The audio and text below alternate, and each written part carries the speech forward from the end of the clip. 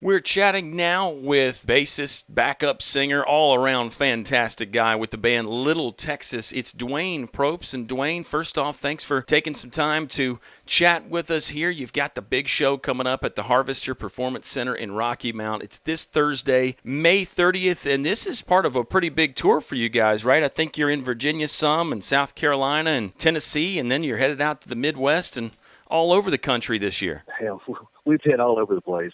Just this month, we've already been in Alaska for 3 days. Went to Texas for 3 days. Iowa. It's a big year, man. It really is. This is actually our 30th anniversary year. The band started in November of 1988. So this whole year is our 30th anniversary celebration. Well, I was going to ask you about all the years and hard work you guys have put in, but there's been a lot of fun times in there too, right? Oh, yeah. Oh, we continue to have fun every day. If it wasn't fun, we wouldn't do it anymore. So the first album was Time for Everything. That was back in 1992. I mean, is that you still take it back? I know you're talking about the 30th anniversary. Do you think back to 1988 and 1992 and wonder, wow, what was I thinking back then? Or is it just this is what you've always wanted to do, sort of a situation? Yeah, well, I mean, it's what we've always wanted to do. We didn't have time to think back then. We literally made First Time in 2 weeks, I think. We had two songs. Warner Brothers let us record two songs, and one of them was Some Guys Have All the Love. And that was really, they felt that was just going to tank. And they were kind of hoping it was going to tank and they would just be rid of us. And so that one went to 5. And then we put out First Time for Everything, and that single went top 5. And they said, guys, we need an album, and we need one right now. And we had 2 weeks off during the Clint Black tour that we were on, and we ran in the studio in Memphis and literally just we were writing lyrics to songs while we were recording other tracks. It was that fast. We were killing it. That's an incredible story. I mean, you hear stories like that, and you almost don't believe them. But when Warner Brothers signed you, you say they didn't want you. Was it one of those things where they took a chance on you, and at first it didn't materialize, and then you come up with the 2 hits that you're talking about? Talk us through how that situation happened. Yeah. Oh, our A&R guy was a guy named Doug Grau, and he just really believed in the band. But he couldn't get the rest of the company to believe in it because we were too young. Okay. I think our average age was 21 years old. And at that time in country music, that just didn't happen. Now they're signing them out of the womb. Sure. But, back then, we had no facial hair. We looked like a rock band. We played halfway like a rock band. And we were just kids. And they're like, no, what is this? This isn't going to work. And he finally stood up on a table one day and screamed and hollered, and believe it or not, Freddie Fender had a big part of getting us rolling because he told his A&R person that he'd done a show with us down in Texas and that we were the best band he'd ever heard in his life.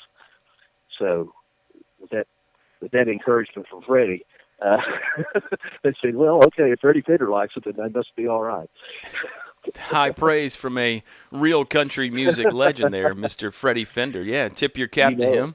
And 6 studio albums later, you're still here knocking them out of the park and making the fans happy. I guess your show nowadays has songs from all the different Little Texas eras? Yeah, from every album. There's something that, that we're doing. We keep a lot of hits going. And, there's some surprises in the show, too, that we throw in that'll kind of throw people for a loop. So it's a lot of fun. It's a high-energy show still, as usual. The crowd is always still 75% of it. Well, we're chatting with Little Texas member Duane Propes. They're going to be at the Harvester Performance Center in Rocky Mount this Thursday night. Tickets available. Go to harvester-music.com. Okay, Duane, I know the band has changed a bit from the early years. Give us the rundown on who's in the band now and just what everybody does and how much fun it is sharing the stage with these other talented musicians. Okay. Well, it's still original members. It's me, Dwayne O'Brien, Porter Howell, and Del Gray. And basically the only difference is we went from 6 people to 4 and turned it into a guitar band, which we always wanted it to be in the first place. In the 90s, you had to be kind of slick. So, but yeah, it's what, Porter and I really learned how to do back in high school is, play these, make big sounds with less people.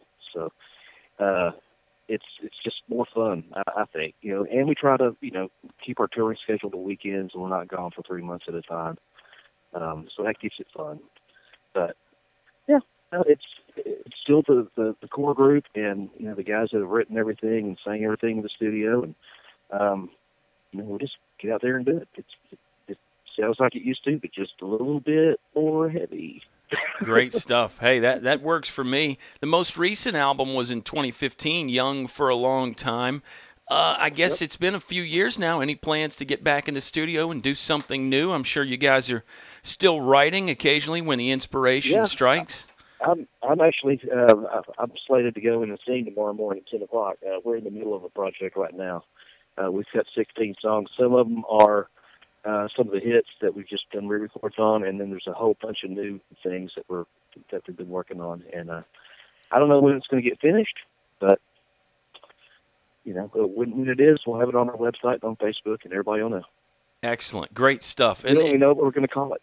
Oh, okay. Well, maybe you'll come up with some ideas at the Harvester Thursday night. Maybe the fans can shout potential album names up there, something like that. That'd be fun. Yeah, it'd be like Price is Right. Yeah. It couldn't hurt anyway. You're too old. Yeah, that'll work.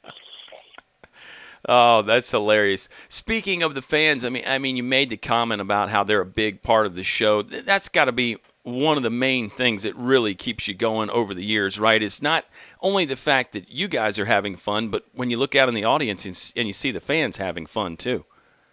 Yeah, well, I guess we kind of did math the other day, and I think we're on our third generation right now. You have people that have brought their kids, and then their kids are having kids now, and they're bringing them to shows, and all these people that grew up with this music. And, thanks to guys like you and radio, you keep all these songs out there in rotation, so they don't go away.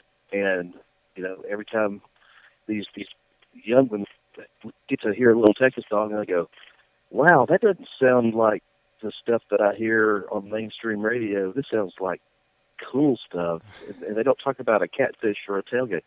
And it doesn't sound like something I heard on the Disney Channel.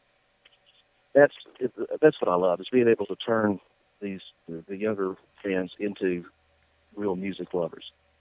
Yeah, that's a very great point there that you made. When you guys are cutting those records back in the day, are you thinking about, hey, we need to have something that has sort of this timeless quality, or did that happen by accident, or perhaps a little bit of both? I think that's something that happens organically when you have a band that writes and records everything they do. Yeah. When it's a band like the Eagles or Beatles or any kind of situation like that, when you have a real band that plays their own stuff and writes their own stuff, you have a good chance of having that happen, because nobody else can sound like you at that point. If you call it a band and you use studio musicians and you get outside writers, then you have a real good chance of sounding like 15 other acts on the radio at the time. Because it's the same people. Yeah. Same people writing the song, same people playing it in the studio. So you're not going to turn out anything that's too much different than the next guy. That's I think that organic situation is what makes for longevity.